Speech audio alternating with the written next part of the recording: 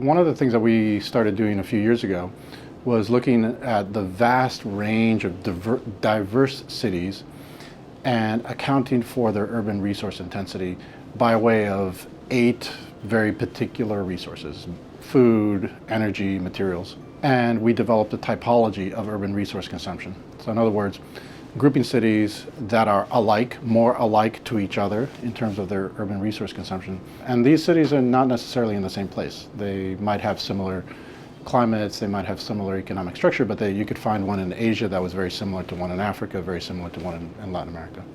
So the idea was to create a typology to be able to understand the specific ways in which cities consume resources. That led directly to looking at African cities. The numbers for urbanization in the next 40 years are staggering, in the sense that the vast majority, upwards of 90% of the addition to urban population is going to happen in developing regions of the world. Africa and Asia, Africa and China specifically, are going to contribute the most.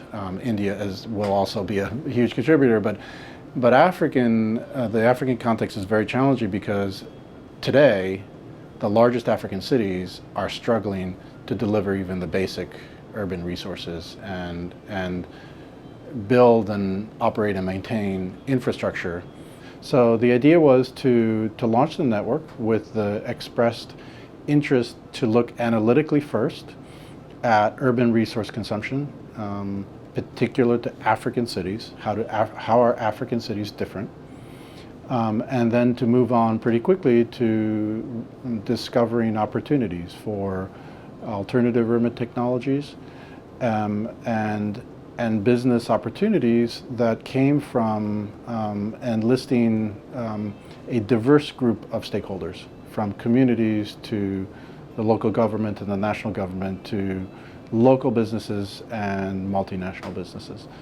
The foundation of the African Urban Metabolism Network is scientific. It's about the analysis of resources. To be able to make any change, the network is going to engage local partners and expertise, and it's really all about relationships. So there are 2 things that essentially we are offering to businesses. First is that we've spent a lot of time and effort in engaging in the highest quality relationships in these cities.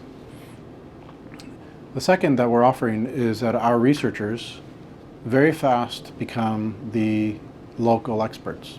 It does not take a lot of time. They become the person in the world who knows the best about the situation, the local situation, and also the solution pathways. And we would like to engage business because of the capacity of business and the expertise that business has about their particular technologies in collaborating with our researchers to make those pathways possible.